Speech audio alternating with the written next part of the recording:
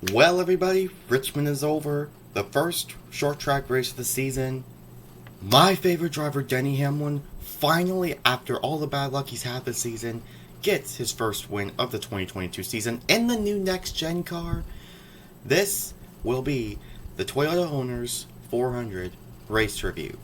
Let's get started.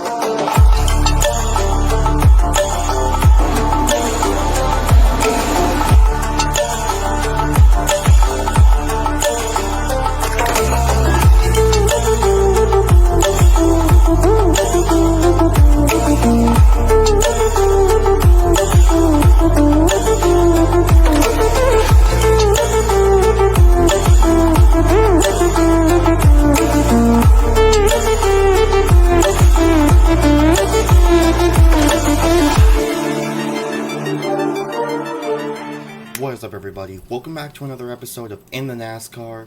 It's the Toyota Owners 400 race review, the Spring Richmond Race edition. And boy, I am still so pumped up that Denny Hamlin got his first win of 2022 after all the bad luck he has. And as you know, I'm a Hamlin fan, so I'm very excited. Still very happy for that.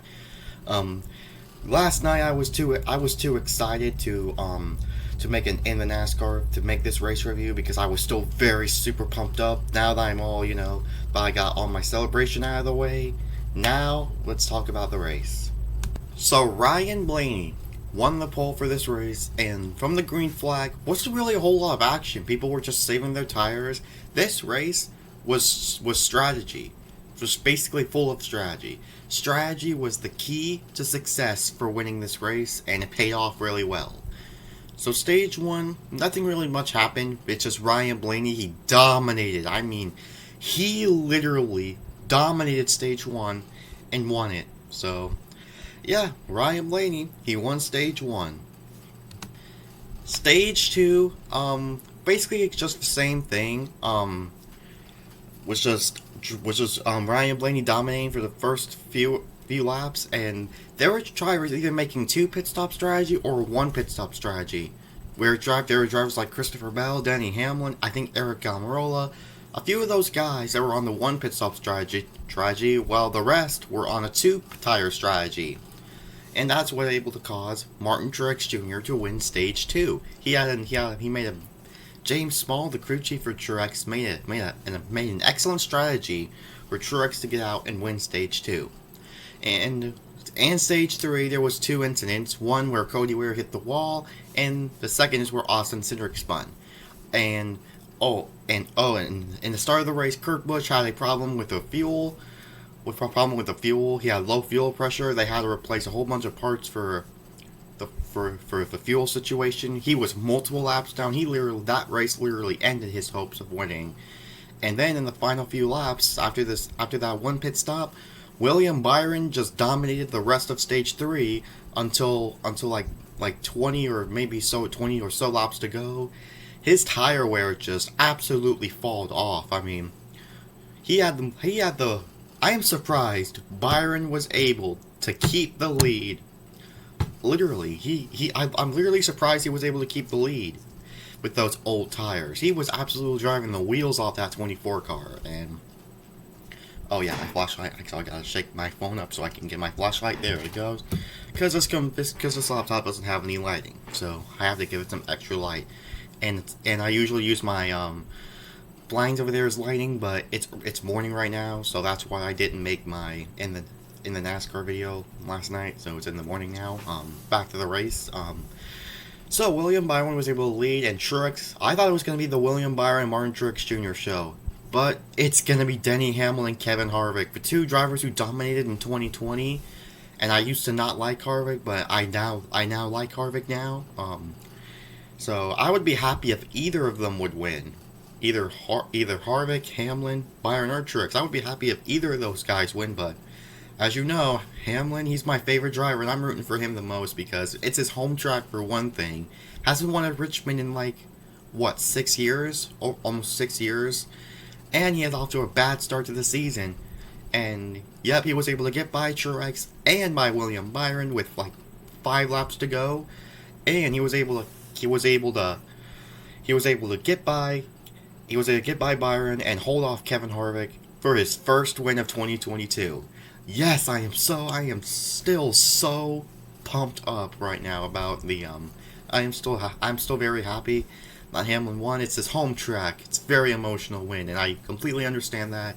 He hasn't had a single top 10 this season. It's just been full of bad luck and misery, but it's finally over.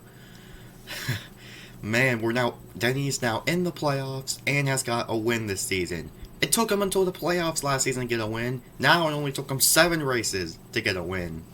So, and as you know, Joe Gibbs Racing is having lots of bad luck this season.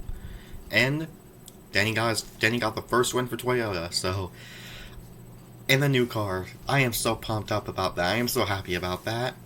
So, yeah, and Martinsville, I'm so excited for Martinsville on a Saturday night race because, one, Hamlin's also extremely good. It's really good at Martinsville.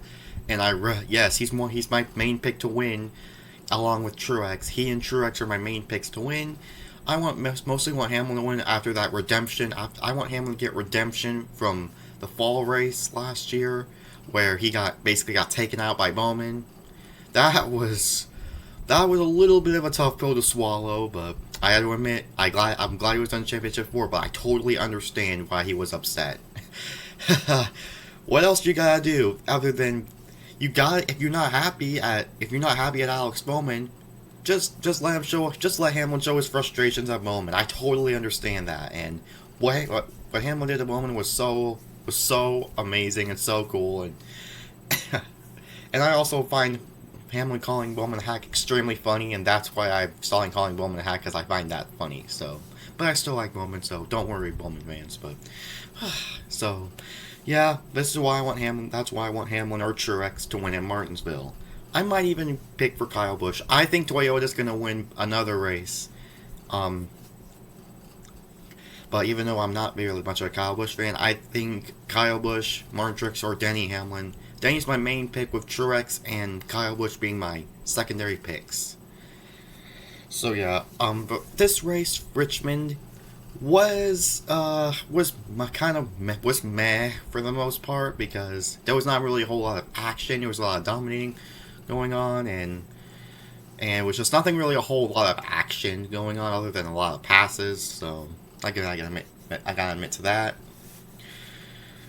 So yeah, this race was okay. It was alright. Not really the best, but it's good. I have to admit that. It was pretty darn good. So, yeah, it's not like the Busch Clash. It's not the Clash of the Coliseum when there was almost no passes. I mean, don't get me wrong. I love the atmosphere at the Busch Clash of the Coliseum, but the racing was just not as good as I thought in the Clash. But in the open races, those were really good. But the Clash was just lower expectations for me. So yeah, I'm gonna go ahead and take a look, guys, at the results. So Denny Hamlin, my favorite driver, gets his first win of the season. He finishes first place today. Kevin Harvick, he finishes second today. Gosh, I'd be very happy if he would have won, but I would be more happy if Hamlin won than Harvick. So yeah. William Byron finishes third today. Martin Truex Jr., like I said, he was battling with Byron, finishes fourth. Third is Byron, fourth is Truex. Kyle Larson finishes fifth today. Bell had a great car today, finishes sixth. Man, I thought he was going to win this race today. I literally thought at one point he was going to win the race, but he finishes sixth. As you know, Bell is still having a not so good of a start to the season, but he's getting there. He's like 21st in the standings. Ryan Blaney will finish 7th.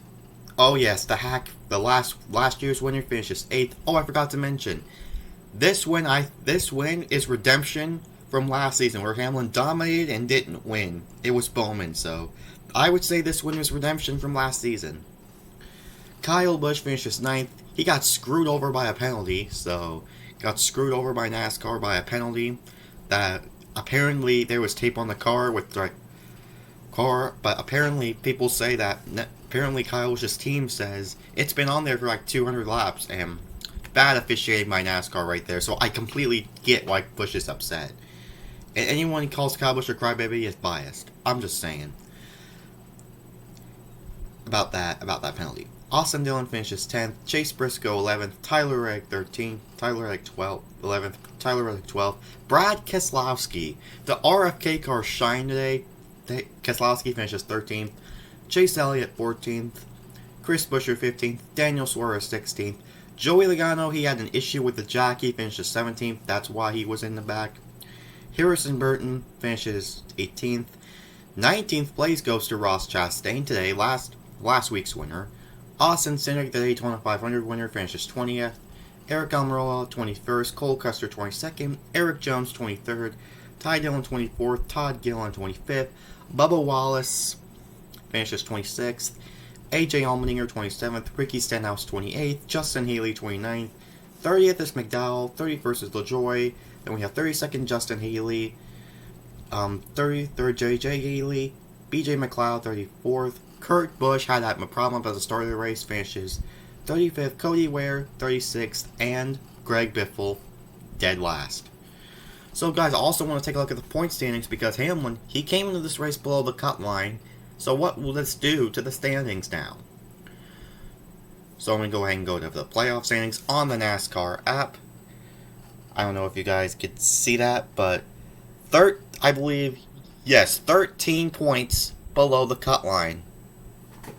Austin Dillon's the first car out along behind Eric Jones, Kurt Busch, and Chris Buescher. So I believe Daniel Suarez is the last car driver above the cut line. He has 13 points ahead of Austin Dillon. So that's really... So Suarez is above the cut line. I have a feeling that Suarez, if he keeps up good finishes, he will make the playoffs. So to summarize, this race was meh for the most part, and was just really what the first kind of a average race of the season, because Auto Club, because the first few races of the season, Daytona obviously is going to be a great show. Then we have Auto Club, Vegas, Phoenix. It was great. Phoenix was great. What else after Phoenix? Atlanta was really great. Atlanta's my favorite race of the season so far. Circuit of the Americas was great, but this one was kind of a meh race of the season. So yeah, but there was fury between Ryan Blaney and Ross Chastain through the race. So I think none of them on Radioactive. I think none of them are going to be happy at each other. So yeah. So now let's rate this race today. Strategy was key to success for this race, and it paid off for Denny Hamlin. So, this race was based off strategy, and I'm going to give this race a 5 out of 10 for this one. An average 5 out of 10 for this one. Like I said, strategy was extremely key. This was an average race. And Denny Hamlin, he drove through. He and Harvick were driving the wheels off their cars. Literally, they drove from like 20 seconds back in the pack to literally up front, and they were 20 seconds behind, and they were able to get up front. That was amazing of what they both did. Byron and Truex had older tires. Strategy was key. Chris Gabehart paid it off, and it came down to the veterans and the young winless streak. The young drivers' winless streak under the age of 30 is over, and the veterans are back in victory lane. Congratulations, Denny Hamlin. I'm so happy right now. I'm so pumped that Denny Hamlin won this race, even though my favorite driver won. It was an average 5 out of 10 for this one. So, strategy was key. Not if there was great finishes or something like that. Great finishes would put this race higher, but strategy, I gotta admit, it was pretty average. It was pretty good for this race. So, yeah. What do you guys think about this race yesterday? Let me know in the comments below. Denny Hamlin wins. This race was an average race. Strategy was key to success. Tires were very, very important to this race. And anyways, this is Preston signing off. Peace out, my fans.